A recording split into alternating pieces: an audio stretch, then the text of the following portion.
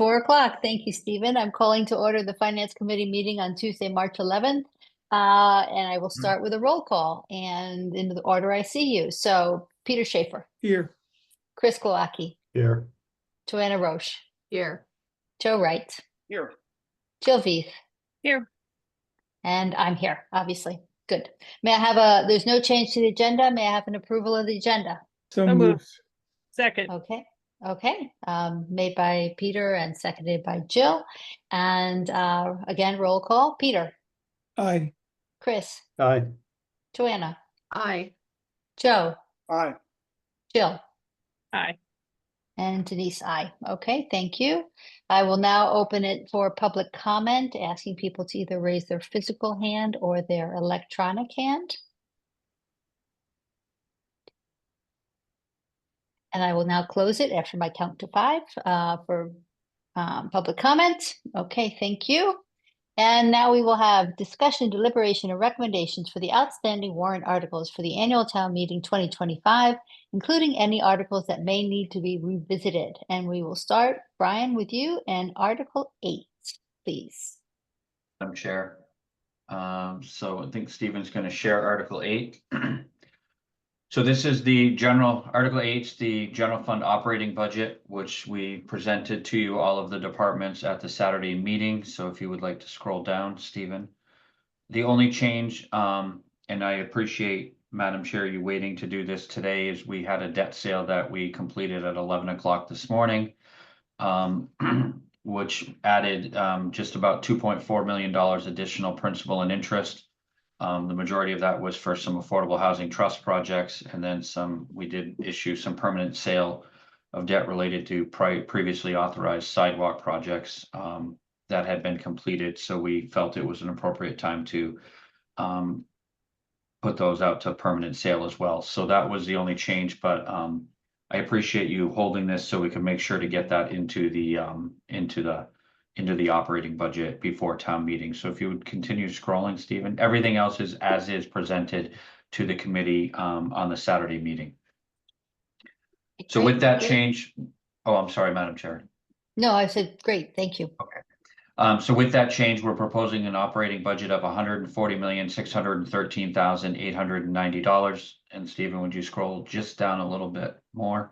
So the motion would be to raise and appropriate, to meet the appropriations, a sum of $133,268,827 be raised and appropriated from the fiscal year 2026 tax levy and other general revenues of the town. $516,000 be transferred from certified free cash into the treasury of the town for one-time operating expenses. That was, and just remind the committee, that's $216,000 in one-time operating expenses for general fund town side, and there was $300,000 worth of one-time operating expenses for the school. And that $6,829,063 be raised and appropriated from fiscal 26 tax levy and other general revenues of the town to be transferred to the Affordable Housing Trust Fund. And as a note, which we do add at the bottom of this motion, that the school budget is $43,746,176. And I'm happy to answer any questions. And we do have most, if not all, department heads here, should you have any questions of specific departments. Okay, thank you, Brian. Jill?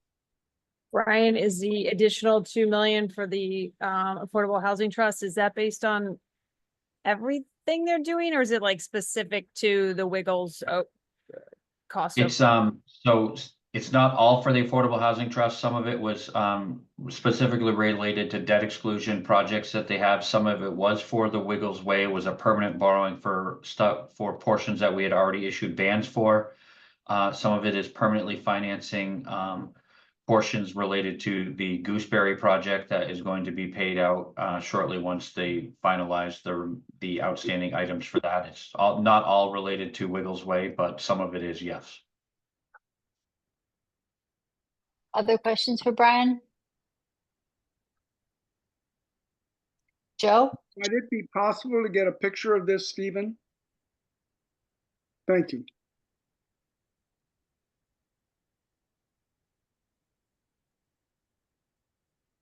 Okay, other questions? Okay, seeing none, the motion is actually in front of us. for anyone who'd like to make it? So moved. Thank you, Second. Peter. Seconded by Jill, made by Peter, seconded by Jill, and roll call. Peter, Aye. Joe, Aye. Jill, Aye. Joanna, Aye. Chris, Aye. Jeremy. Aye. Thank you. Is Stephen Morion? I don't see him. Am I? No. Okay. All right. Okay. Thank you. All right. That's unanimous. Motion to adopt as written and unanimous. Okay, Brian, your turn. Article 15, fiscal year enterprise funds operations. Thank you, Madam Chair. And again, I do want to thank you for holding this as well, because we did sell some permanent debt related to sewer, which by holding it did allow us to get that in. That is primarily the sewer was related to the South Valley Pump Station and some of their CMOM programs. So it did $600,000 in permanent debt financing as well into their budget, which we have added into their anticipated rate revenue. No other changes were made to airport, island home, solid waste, stormwater, or water department. They were all as presented to you on the Saturday meeting. And as noted, the only exception was to the debt service and sewer. That was the only change from what was presented to you as well. Okay, thank you. Questions for Brian? So the appropriation funding for the enterprise funds is listed below in the highlighted motion there for you, Madam Chair. Okay. Okay. I see no questions. Okay, may I have a motion? Motion to adopt. Okay. Joe, wait a minute. Sorry, Peter. Joe, you had a question? There's $10 million in financing for our island home.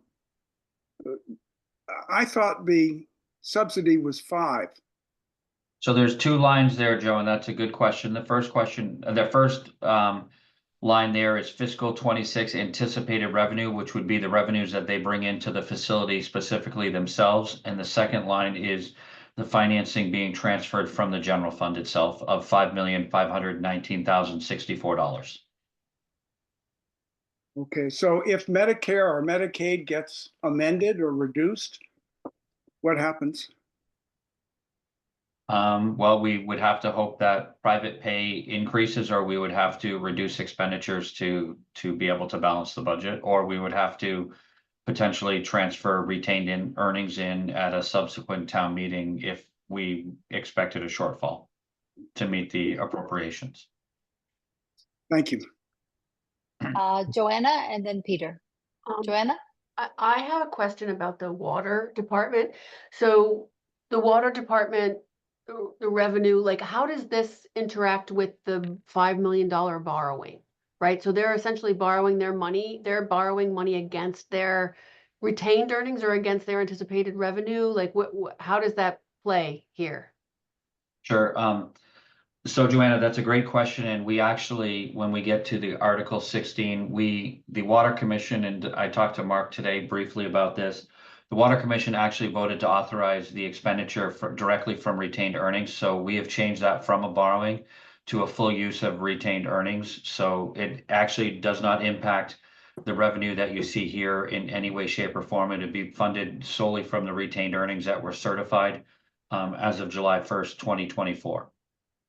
So let me, so the expense to the water company of borrowing or taking the money directly out of their retained earnings, like I'm sure you guys did this, like the pros and cons versus borrowing it, because it's like a no interest loan anyway, right? It just. Well, we'll take it directly. It'll be 4 million. We actually changed it to 4 million based on the discussion with Mark as well. So they're just going to pay for it rather than finance it and incur short-term interest costs over a period, or then long-term finance it, because they felt comfortable with the fact that they had an excess of 11, I think close to $12 million. So they felt it was appropriate to do, and we discussed it, and I do agree with it. Okay, thank you. I just wanted to know that. Thanks. Peter? Just to shed a little bit more light on what Joe asked about the Medicaid. We only get about $230, $240 a day from Medicaid, which is like a quarter of what we need. So the good news is that's all we get. and so that if it gets cut, it's not going to hurt us as much. But the bad news is it's all we get. So it's not as big of an issue as it could be. But it's 30% of the revenue. Oh, it's certainly gonna have an effect. Yes. Okay, anything else? Yeah, I just want to add something. We've increased the Medicaid rate in the building from $7.54. Now it's running at $8.07 a day, Joe, per patient on a Medicaid A. Okay? And that fluctuates on how many Medicaid A we have in the building at any one time. Thank you, Joe. Thank you. Madam Chair, just to let you know, we did just let Rob in, so you do have one additional member. Okay, Just the Thank you. zoning board- the Kathy, thank you. You need to mute. Thank you. Okay, all right. Any other questions for Brian on this? In which case, can I have a motion? Motion to adopt. Second, Okay, made by Peter, seconded by Jill. Roll call. Peter, Aye. Joe, Bye. Jill, aye. Chris, Aye. Rob, Should I abstain since I missed the substantive part of the discussion? sure. Jeremy, Aye. okay, and Denise, aye. Okay, thank you.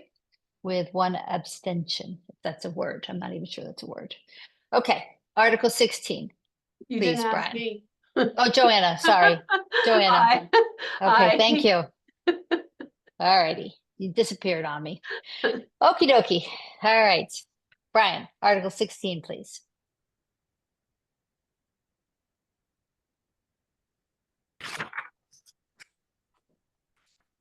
Stephen, if you would scroll to the bottom, please, that would be great.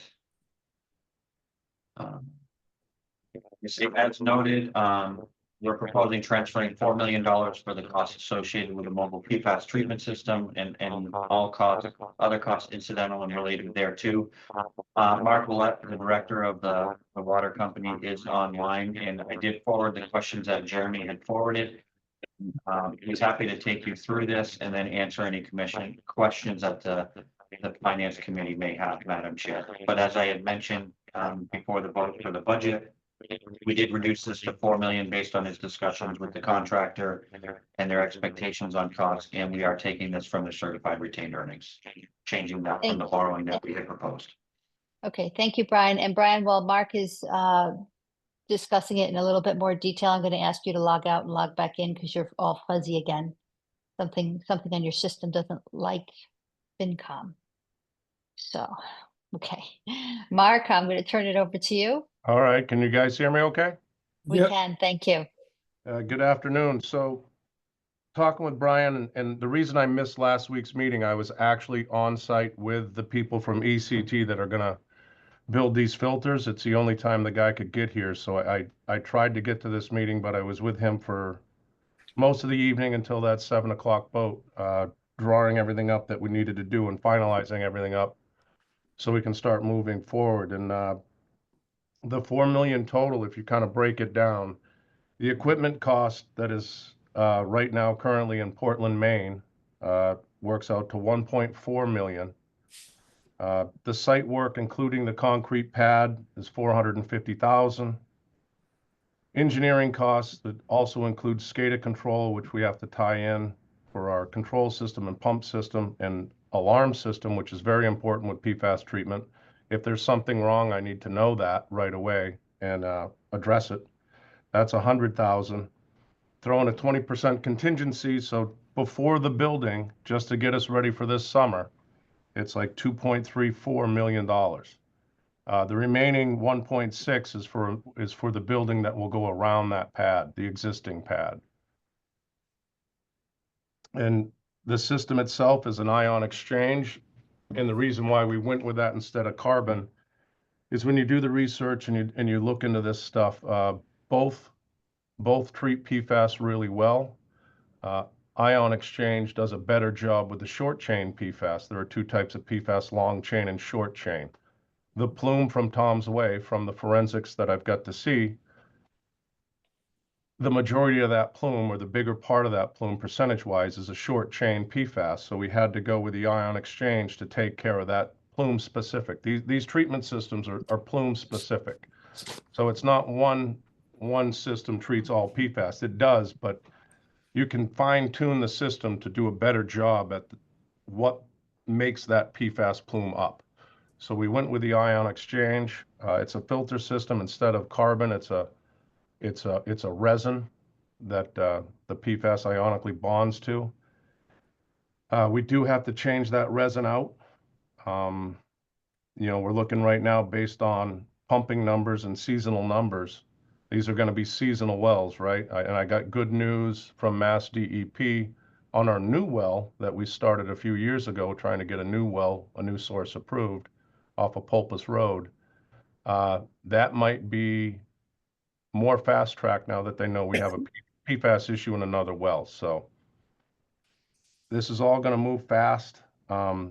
Hoping to have this thing up and running by May. I already have a local trucker that's working with the steamship now to go up to Portland and get the equipment, get it down here, hopefully in the next week or so, now that all the permitting is almost complete and our contracts are signed. We'll start breaking ground, getting the pad ready.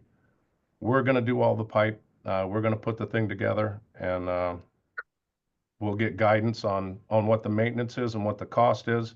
Again, before I stop with the changing of the filter, we're looking at probably a 4 to 5 year period before we have to change the media out. Currently, for me to do that, it's going to cost Comet about 380 grand every time we change that media. That includes buying the new media to replace it and the disposal of the PFAS contaminated media that needs to go away under a hazardous waste manifest to a licensed facility. Those costs, moving my budgets forward in the next years, that cost will fall under my operating costs as part of the facility. So it really doesn't impact any capital, but that'll be more of an operational cost. I don't know what that cost is going to be 5 years from now. I mean, obviously we're going to plan for that and keep our eye on that. And if the prices raise or go lower or whatever it does, we'll be prepared for that when it happens. Thank you, Mark. Questions for Mark? Joe? So this is a well that was recently discovered that it had PFAS. Yeah, it was, well, It's a well that's used mostly in the summer. yeah, so it's our backup well. It's always been a backup well, well 15. It's on our property closest to Old South Road, closest to Tom's Way. When Tom's Way happened and it was discovered all the PFAS impacted private wells on Tom Way, I turned that well off 2 years ago. Not used at all for 2 years, not wanting to pull that material to me. But the natural groundwater flow direction from Tom's Way is across this property towards the harbor. So it's coming to me, and then in our routine sampling in December, we found that we were above the 20 limit in that well. We isolated that well, sampled all the other wells, which we are sampling monthly now, the other wells down in Wyers Valley, to make sure that they're not impacted. This treatment system will take care of well 15 and well 16. Both wells are in the shallow aquifer. They're shallow wells. Well 12 is below the semi-confining layer at a much greater depth, and we haven't seen any impacts there. But as part of building this treatment facility, this pad, we're going to install all the piping for well 12. If well 12 ever needs to be treated, we'll simply have to get 2 more filters and put it in the building. It's all going to be part of it, ready to go. Thank you. Thank you, Mark. Joanna? So Mark, what's the life expectancy of this equipment, right? Is it 2 parts, like the resins have a lifespan and then the actual equipment has a lifespan? Like what's the relationship? Well, once we get the building around it, the lifespan of the equipment's pretty long. They're steel tanks. Obviously, if we maintain the coatings and the paint and the pipe, it'll be just like a pump station, which has a 50 to 75 year life. The media, again, it's based on flow, and based on our flow, we could be looking at changing out that media every 4 to 5 years. And is it single-use resins or regenerable? They regenerate it. Okay. Okay, thanks. Other questions for Mark? Mark, it's Jeremy. I was curious, how often do you test your the hand. water afterwards? Oh, we're gonna do a multiple rounds of testing before this thing's online and fine tune it and make sure it's working before it's tested. And then we will be told by Mass DEP what we have to sample for through that treatment system. But in talking with my commission, I think we're going to maintain the monthly sampling and maybe even move it up to a bi-weekly if we have to be sure. I was curious, how much does that cost? To It's do a- one it- test? It's close to $300 to $400 a sample. Yeah. I know that adds up, and I'm not trying to say $400 a sample and you start doing it 2 or 3 times a month is not a lot of money at the end of the year. But I'm comfortable enough in our budget and the way we budget things that I can move some stuff around and find ways to cover that expense of sampling.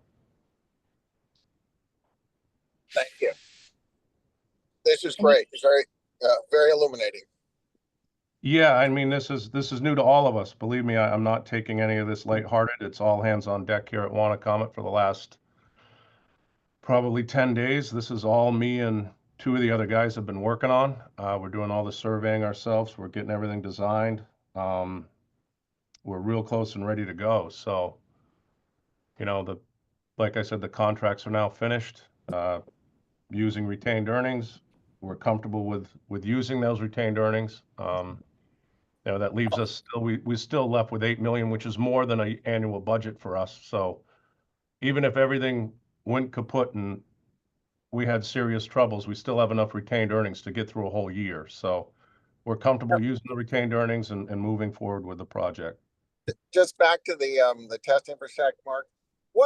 The testing that you have done, what is the level of the pollution?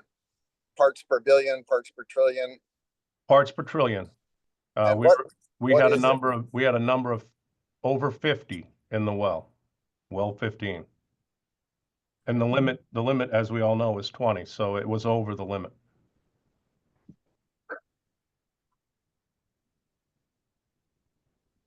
Okay, thank you, Mark. Any other questions for Mark?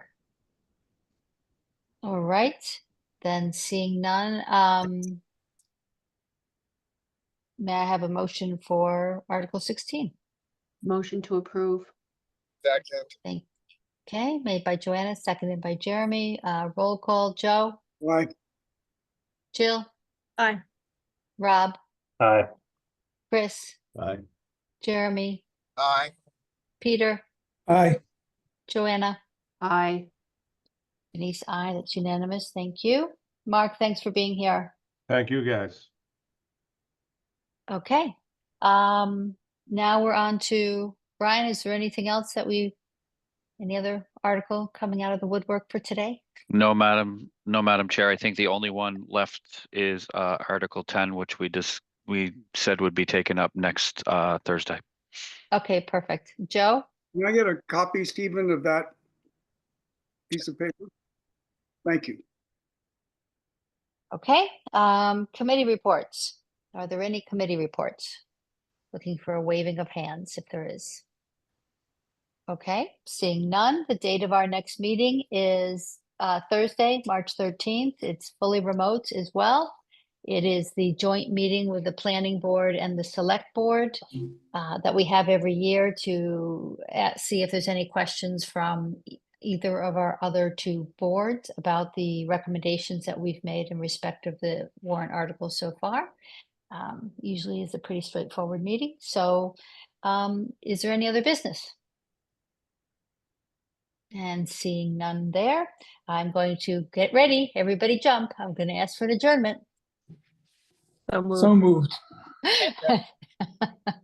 This never gets old, honestly. Okay, a roll call. Joe, Aye. Peter, Aye. Jeremy, Aye. Joanna, Aye. Jill, Aye. Chris, Aye. Rob, Aye. Denise, aye, and thank you. And Brian, it was honestly no problem to put these off till today. Anything's better than technical amendments, so I was happy that we could get it done in this way. So thank you for thanking us, but it was really the best way to go forward. So, all right, everybody, thanks as always. We'll see you on Thursday. Thank you. Sure.